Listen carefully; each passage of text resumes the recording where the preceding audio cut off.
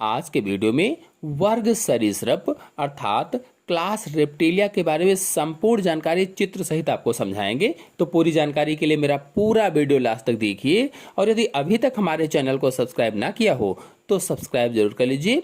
चलिए शुरू करते हैं। तो देखिए, जो सरीसृप है इसको रेप्टिलिया कहा जाता है अंग्रेजी में, और रेप्टिलिया का मतलब होता है रिपेरे यानी क्रीपिंग, और क्रीपिंग का मतलब होता है रेंगना। यानी इस वर्ग में रेंगने वाले जंतु आते हैं, रेंगने वाले। और सरीसृप वर्ग के जंतु पहले ऐसे थलचर हैं, यानी पहले ऐसे थलचर कशेरुकी हैं जो प्रजनन के लिए जल में वापस नहीं जाते हैं, या कह लीजिए कि जल में प्रजनन नहीं करते हैं, थल पर ही करते हैं। या अंडे देना होता है तो थल पर ही देते हैं, इसलिए कहा गया कि प्रजनन के लिए जल में वापस नहीं जाते हैं।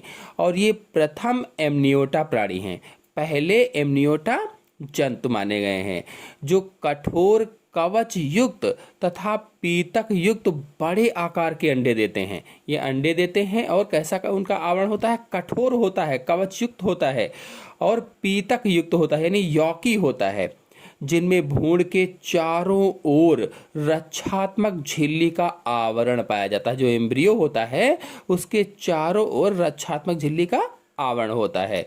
और मूलतः थलचर होते हुए भी इनकी कुछ जातियां हैं जो जल में रहती हैं, जैसे कछुआ है, घड़ियाल है, मगर है। ये कुछ जातियां होती हैं जो जल में पाई जाती हैं। वैसे तो सब थलचर ही होते हैं, लेकिन जल में पाई तो जाती हैं। अंडे देने के लिए ये स्थल पर ही आती हैं, चाहे वो कछुआ हो, चाहे घड़ियाल हो, चाहे मगर हो। ये अंडे देने के लिए क्या करते हैं, थल पर ही आते हैं। तो सरीसृप वर्ग के जंतु प्रथम एमनियोटिक पृष्ठवंशी हैं। प्रथम एमनियोटिक पृष्ठवंशी जो अनिश्चित काल तक पानी से बाहर रह सकते हैं, अनिश्चित काल तक। और मीसोजोइक युग में लगभग 300 लाख वर्षों तक भूमि पर इनका पूर्ण आधिपत्य रहा। मतलब ये कि मीसोजोइक युग में इन्होंने लगभग 300 लाख वर्षों तक भूमि पर राज्य किया। और सरीसृप का जो प्रथम आगमन था लगभग 20 करोड़ वर्ष पहले हुआ था। इनका पहला आगमन, प्रथम आगमन लगभग में 20 करोड़ वर्ष पहले हुआ था। ये उभयचरों से विकसित हुए और शीघ्र ही पृथ्वी पर छा गए थे। इनके युग को सरीसृप युग कहा जाता है। और धीरे धीरे इन जंतुओं का आकार विशाल होता गया, बड़ा होता गया, और पृथ्वी पर इनकी संख्या भी बहुत बढ़ गई थी। इनमें से अधिकांश थल पर ही विचरते थे, कुछ समुद्रों में भी तैरते थे। ऐसा माना जाता है कि एमनियन का विकास ही वह निर्णयात्मक चरण था जिससे स्थलीय कशेरुकियों का विकास एवं वृद्धि संभव हो पाई। यानी एमनियन का जब विकास हुआ तो उसी से ये संभव हो पाया कि जो स्थल के कशेरुकी थे इनका विकास हुआ, उनमें वृद्धि हुई। अब तक की सफलतापूर्वक सभी कशेरुकियों, यानी चाहे वो सरीसृप हो, चाहे पक्षी वर्ग हो, चाहे स्तनधारी वर्ग हो, में भ्रूण की सुरक्षा के लिए एमनियन उपस्थित होता है, भ्रूण की सुरक्षा के लिए। और इन तीन वर्गों को एमनियोटा भी कहते हैं, सरीसृप वर्ग, पक्षी वर्ग, स्तनधारी वर्ग। इन्हें एमनियोटा वर्ग भी कहा जाता है। ये इंपॉर्टेंट पॉइंट है, याद रखेंगे। चलिए अब रेप्टिलिया वर्ग के लक्षणों को समझ लेते हैं, यानी जनरल कैरेक्टर्स को देख लेते हैं। तो पहला है, ये प्रथम स्थलीय जंतु हैं। प्रथम स्थलीय जंतु का मतलब है ये मूलतः स्थल पर पाए जाते हैं, लेकिन कुछ जातियां इनकी जल में पाई जाती हैं, जैसा कि मैंने आपको भी बताया भी था। और ये जातियां जल में पाई जाती हैं उनमें भी अंडे देने के लिए थल पर ही आते हैं, स्थल पर ही पहुंचते हैं, इसीलिए प्रथम स्थलीय जंतु कहा गया है। फिर दूसरा है, इनकी त्वचा खुरदरी, शुष्क, श्रृंगित तथा सल्की होती है। मतलब इस वर्ग के जो जंतु हैं, इन जंतुओं की जो स्किन होती है वो सूखी सी होती है, सूखी सूखी सी, खुरदरी सी होती है। और स्किन पर सल्क भी पाए जाते हैं, बहुत सारे सल्क रहते हैं, छोटे छोटे से। अगला पॉइंट है, शरीर के चारों ओर श्रृंगित सल्कों अथवा कह लीजिए अस्थिल स्कूट्स का बना बाह्य कंकाल होता है। अर्थात इस वर्ग के जंतुओं की जो त्वचा होती है, जो स्किन होती है, स्किन पर सल्कों का बाहरी आवरण पाया जाता है, और वो जो सल्क होते हैं उन्हीं से बाह्य कंकाल बन जाता है, बाहरी कंकाल का या स्केलेटन का निर्माण हो जाता है। अगला पॉइंट है, ये असमतापी या शीत रुधिर वाले स्थलचर क्रेनिएट्स हैं। असमतापी का मतलब क्या होता है? तो असमतापी मतलब शरीर का तापमान जो है वातावरण के तापमान के अनुसार बदलता रहे, उसे ही असमतापी कहा जाता है।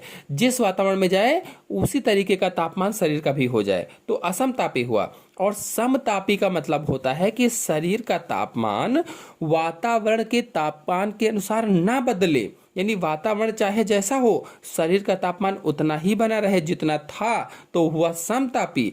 लेकिन यदि वातावरण जैसा है वैसा शरीर का तापमान बदल जाता है, वातावरण के अनुसार हो जाता है तापमान, तो उसे असमतापी कहते हैं, अथवा शीत रुधिर वाले जंतु कहा जाता है, अथवा कोल्ड ब्लडेड एनिमल कहा जाता है। नेक्स्ट पॉइंट है, प्रचलन के लिए 2 जोड़ी पंचांगुली पाद होते हैं और प्रत्येक पाद में 5 अंगुलियां होती हैं जिन पर तेज व नुकीले नखर पाए जाते हैं। देखिए कहा गया प्रचलन के लिए 2 जोड़ी पंचांगुली पाद, यानी इनमें 2 जोड़ी पाद पाए जाते हैं या 2 जोड़ी पैर पाए जाते हैं और हर एक पैर में 5 अंगुलियां होती हैं, इसलिए पंचांगुली पाद कहा जा गया है। मतलब 5 अंगुलियों वाले पैर पाए जाते हैं, इसीलिए प्रत्येक पाद में 5 अंगुलियां होती हैं। और वो जो अंगुलियां हैं उन पर तेज और नुकीले नाखून पाए जाते हैं, नखर पाए जाते हैं, क्लास होते हैं। फिर अगला पॉइंट है, शरीर सिर धड़ व पूंछ में बटा हुआ होता है। कहने का मतलब ये है, सीधी सीधी बात ये है कि जो इनका शरीर है, जो बॉडी है, वो शीर्ष, ग्रीवा, धड़ तथा पूंछ में बटी हुई होती है। शीर्ष भी होता है, कभी कभी गर्दन भी होती है, धड़ भी होती है और पूंछ भी होती है। नेक्स्ट पॉइंट है, खोपड़ी एक कंदी होती है तथा इसमें 1 या 2 जोड़ी टेम्पोरल फोसी होते हैं। एक कंदी खोपड़ी है मतलब करोट में केवल एक ऑक्सीपिटल कॉन्डाइल पाया जाता है। एक ऑक्सीपिटल कॉन्डाइल जो हमारी खोपड़ी है, पीछे की तरफ आधार में पीछे की तरफ एक कह लीजिए छिद्र होता है जिससे बहुत सारी नर्व जाती हैं अंदर मस्तिष्क में, तो उसी छिद्र को क्या कहा जाता है? ऑक्सीपिटल कॉन्डाइल कहा जाता है। तो कहा गया खोपड़ी एक कंदी है, यानी एक ऑक्सीपिटल कॉन्डाइल पाया जाता है और इसमें 1 या 2 जोड़ी टेम्पोरल फोसी भी होते हैं। नेक्स्ट पॉइंट है, श्वसन फेफड़ों द्वारा होता है, यानी कि इसमें जो रेस्पायरेशन होता है वो कैसे होता है? तो फेफड़ों या लंग्स के द्वारा होता है। फिर अगला पॉइंट है, हृदय आंशिक रूप से 4 वेश में बटा होता है। देखिए आंशिक रूप से कहा गया है 4 भागों में बटा होता है, मतलब हृदय में 2 अलिंद होते हैं, यानी 2 ऑरिकल्स होते हैं तथा 1-2 अस्पष्ट विभाजित निलय होते हैं। इसीलिए कहा गया कि आंशिक रूप से 4 भागों में बटा होता है। अस्पष्ट होते तो आंशिक रूप से कहा गया है जो वेंट्रिकल्स होते हैं। और इनके प्रमुख उदाहरणों में जैसे छिपकली है, सर्प है, गिरगिट है, कछुए हैं, मगर है, घड़ियाल है, ये होते हैं। मतलब कहने का ये है कि हृदय आंशिक रूप से 4 भागों में बटा होता है, लेकिन जो क्रोकोडीलिया है, क्रोकोडीलिया में निलय का विभाजन लगभग पूर्ण होता है। महाधमनी जो चापें होती हैं ये युग्मित होती हैं, एरोटिक आर्च क्या होती हैं? जुड़ी हुई होती हैं, और वृक्क निवाहिका तंत्र जो होता है ये हासित होता है। फिर अगला पॉइंट है, अंडे बड़े पीतक युक्त यानी यौकी तथा खोल युक्त यानी सील्डेड होते हैं। भ्रूण में भ्रूण बाह्य कलाएं विकसित होती हैं और अंडों एवं भ्रूण में भूमि परिवर्धन के अनुरूप अनुकूलताएं पाई जाती हैं। मतलब यह है कि जो मादा होती हैं इनमें आंतरिक निषेचन होता है, मादाओं में आंतरिक निषेचन होता है, इंटरनल फर्टिलाइजेशन होता है, और अंडे बड़े होते हैं, बड़े बड़े से अंडे पाए जाते हैं और पीत युक्त होते हैं, यानी उनमें यॉक पाया जाता है, पीत युक्त होते हैं और कठोर कवच युक्त होते हैं। खोल जो होता है कठोर कवच होता है, इसलिए कहा गया सील्डेड होते हैं। और भ्रूण में भ्रूण की बाह्य कलाएं या एक्स्ट्रा एम्ब्रियोनिक मेम्ब्रेन्स विकसित होती हैं, डेवलप्ड होती हैं, इसीलिए अंडों और भ्रूण में भूमि परिवर्धन के अनुरूप अनुकूलताएं पाई जाती हैं, एडाप्टेशन पाए जाते हैं। नेक्स्ट पॉइंट है, भ्रूण के चारों ओर एमनियन, कोरियन तथा एलेंटाइस नामक अतिरिक्त बाह्य भ्रूण कलाएं होने के कारण इन जंतुओं को एमनियोटा कहा जाता है। तो अब आपको समझ में आया कि इन्हें एमनियोटा क्यों कहते हैं। और एमनियोटा में मैंने 3 वर्ग बताए थे, सरीसृप, पक्षी और स्तनधारी। तो इन्हें एमनियोटा क्यों कहा जाता है? क्योंकि भ्रूण के चारों ओर, एम्ब्रियो के चारों ओर एमनियन, कोरियन और एलेंटायस नामक अतिरिक्त बाह्य भ्रूण कलाएं होती हैं। एक्स्ट्रा एसेसरी एम्ब्रियोनिक मेम्ब्रेन्स होने के कारण ही इन जंतुओं को एमनियोट कहा जाता है या एमनियोटा कहा जाता है। चलिए अब इस वर्ग के जंतुओं को देख लेते हैं। तो पहला है हेमिडेक्टाइलस, जिसे साधारण छिपकली के नाम से जाना जाता है। फिर अगला है यूरोमैस्टिक्स, यूरोमैस्टिक्स में सांडा आता है। हीलोडर्मा विषैली छिपकली होती है। ड्रैको उड़न छिपकली होती है। वेरनस गौ होता है।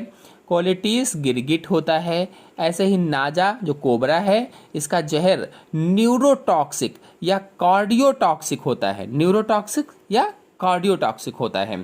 फिर वाइपर है, जरायु सर्प होता है। हाइड्रोफिस है, समुद्री सांप होता है। एरिक्स दुमुही सांप होता है। बोंगेरस कैरत होता है। क्रोटेलस रैटल सांप होता है। टिप्लोप्स अंधा सर्प यानी ब्लाइंड स्नेक होता है। अजगर सबसे बड़ा सर्प जिसमें पश्चपाद के अवशेष पाए जाते हैं। यह सर्प जहरीला नहीं होता है। और क्रोकोडिलस मगरमच्छ आता है। गेवियलिस घड़ियाल आता है। और एलिगेटर मैक्स क्रोकोडाइल आता है। अब चलिए इनमें से कुछ जंतुओं के बारे में संक्षिप्त रूप से जानकारी प्राप्त करते हैं, फिर डिटेल से नेक्स्ट वीडियो में समझेंगे। तो देखिए पहला है हेमिडेक्टाइलस, अथवा इसे छिपकली या साधारण छिपकली कहा जाता है या वाल लिजार्ड कहा जाता है, वाल लिजार्ड। और आपको बता दें कि छिपकली उष्ण एवं उपोष्ण प्रदेशों में मिलती है। कहने का मतलब ये है कि यह भारत, श्रीलंका, चीन, अफ्रीका तथा यूरोप में पाई जाती है। और इसका जो शरीर होता है पतला, सिर, धड़ और पूंछ में बटा होता है। शरीर सिर, धड़ और पूंछ में विभेदित होता है। शरीर पर सूक्ष्म सल्क पाए जाते हैं। जो इसकी बॉडी होती है एकदम स्मॉल से स्केल्स पाए जाते हैं, सल्क पाए जाते हैं। और जिह्वा जो होती है, जो जीभ होती है, छोटी होती है, मांसल होती है, बाह्यसारी होती है। नेत्रों की पलकें मोवेबल होती हैं। जो पलकें होती हैं ये चला सकता है या चला सकती है। पुच्छ पर गोल धारियां या छल्ले होते हैं। जो इसकी पूंछ होती है छिपकली की, घरेलू छिपकली जो है हेमिडेक्टाइलस जो है, इसकी पूंछ में गोल धारियां या छल्ले पाए जाते हैं। और पुच्छ भांगुर होती है। भांगुर का मतलब ये होता है कि छूने मात्र से ही टूट जाए, यानी यह तनिक दबाव द्वारा ही शरीर से अलग हो जाती है और कुछ समय बाद नई पूंछ फिर से बन जाती है। तो इसे ही भांगुर कहा जाता है। और इसके गुण को स्वविच्छेदन भी कहते हैं। स्वविच्छेदन, भांगुर मतलब है क्या हुआ, जब तनिक दबाव के द्वारा शरीर से अलग हो जाती है और कुछ समय बाद पुनः पूंछ बन जाती है, तो पुनः पूंछ बनने की क्रिया ही स्वविच्छेदन कहलाती है। या अग्र व पश्चपादों में 5-5 अंगुलियों वाली होती है, यानी इसके आगे के पैरों में भी 5 अंगुलियां पाई जाती हैं। और जो पीछे के पैर होते हैं उस पे भी 5 अंगुलियां होती हैं। और जो पाद होते हैं चिकनी दीवारों पर, छतों पर चलने व भागने के अनुरूप होते हैं। जो चिकनी दीवारें होती हैं उन पर इसके पैर चलने के अनुरूप होते हैं, एडॉप्टेड होते हैं, चल सकती है इसलिए ये। अंगुलियां चौड़ी व चपटी होती हैं। अंगुलियां कैसी होती? चौड़ी चौड़ी सी होती, चपटी सी होती हैं। और इनकी निचली सतह पर अनुप्रस्थ लैमली पाई जाती हैं या अनुप्रस्थ अभिलागी लैमली 2 कतारें होती हैं। अनुप्रस्थ लैमली या अभिलागी लैमली की 2 कतारें पाई जाती हैं। और ये वैक्यूम के सिद्धांत पर कार्य करती हैं। यह रात्रिचर और कीट भक्षी लिजार्ड होती है या छिपकली होती है, जो छोटे छोटे कीड़े मकोड़ों को खाती है। आपने देखा भी होगा घरों में कि जैसे ही बल्ब वगैरह जलाते हैं तो छोटे छोटे कीड़े मकोड़ों को खाती है। इसके अंडे खोल युक्त व गोल होते हैं, यानी इसके अंडों पर आवरण चढ़ा रहता है और गोल होते हैं। यह कीट भक्षी होता है, कीटों को खाता है, मैंने भी आपको बताया ही है। शत्रु द्वारा पकड़े जाने पर हेमिडेक्टाइलस की पूंछ शरीर से अलग हो जाती है। जब कोई इसको पकड़ने के लिए जाता है तो क्या होती है कि इसकी पूंछ शरीर से अलग हो जाती है।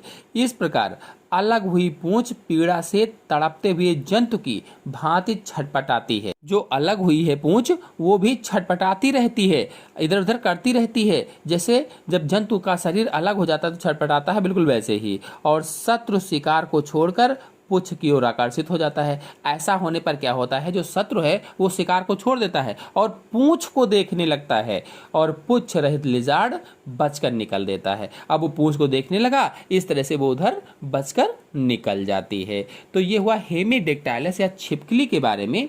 चलिए अब सांप के बारे में थोड़ी सी जानकारी प्राप्त कर लेते हैं, कोबरा के बारे में। तो संसार में सांपों की लगभग 2000 जातियां पाई जाती हैं और इनका शरीर लंबा तथा बेलनाकार होता है और सांपों का शरीर सल्कों द्वारा ढका रहता है। सल्क पाए जाते हैं।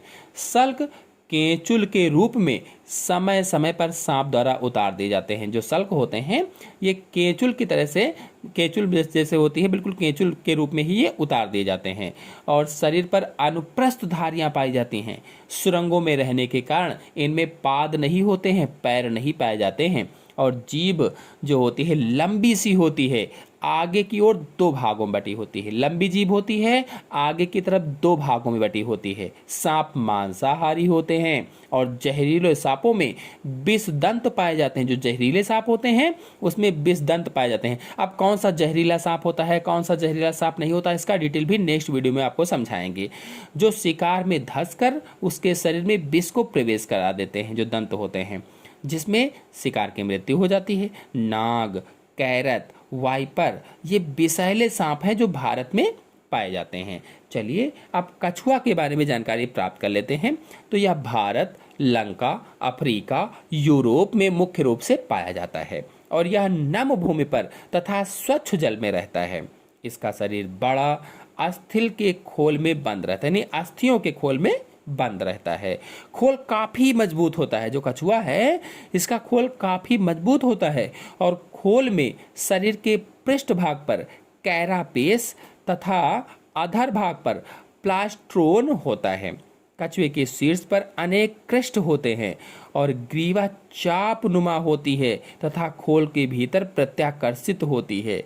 कछुए के पंचांगुलीय पाद छोटे व नखर युक्त होते हैं, यानी कछुए के पैरों में भी 5-5 अंगुलियां पाई जाती हैं। पैर छोटे छोटे होते हैं, नाखून युक्त होते हैं, जबड़े में दांत नहीं होते हैं। ये शाकाहारी होते हैं और संसार के अनेक भागों में कछुए का मांस मनुष्य द्वारा खाया जाता है। फिर देखते हैं मगरमच्छ के बारे में। तो देखिए यह भारत, म्यांमार, लंका, अफ्रीका की विभिन्न नदियों, तालाबों व झीलों में पाया जाता है। कहाँ कहाँ?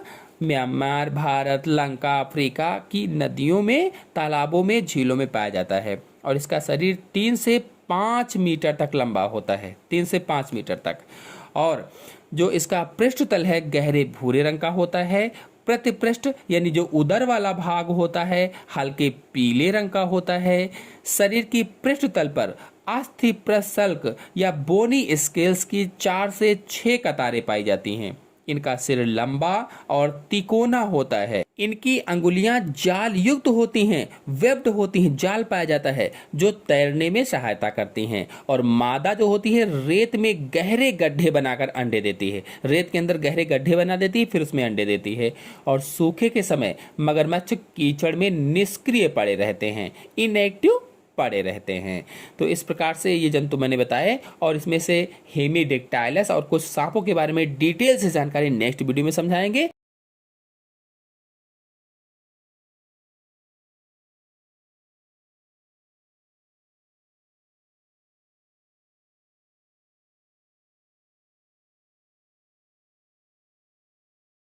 तो आशा है आप सभी लोगों को वीडियो पसंद आया होगा। पसंद आया हो तो वीडियो को लाइक और शेयर कीजिए। चैनल पर नए हैं तो चैनल को सब्सक्राइब कर लीजिए। धन्यवाद।